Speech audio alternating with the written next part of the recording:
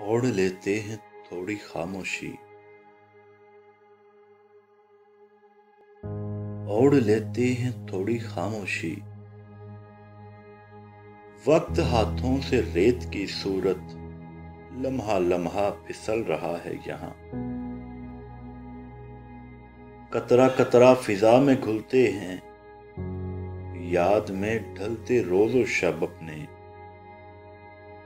ایک محبت ہزار کاموں میں ایسی الجھی ہے جس طرح گیسو گرد آلود سی ہواؤں سے بے خیالی میں جا الجھتے ہیں،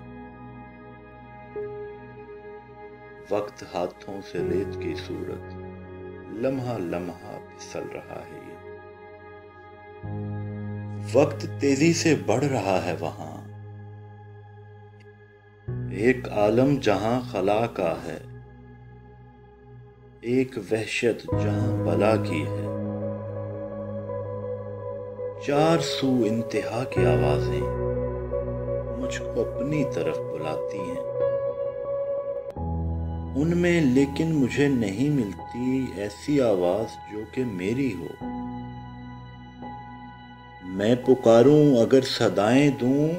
اس کو فرصت نہیں وہ سن پائے، ایسے عالم میں کیا کروں ہائے، اس سے پہلے کہ چھیل دوں میں گلا، اس سے پہلے کہ دوریاں اتریں، اس سے پہلے کہ خواب سب ٹوٹیں، اس سے پہلے زباں دراز بنوں، اس سے پہلے صدا میں زہر گھلے،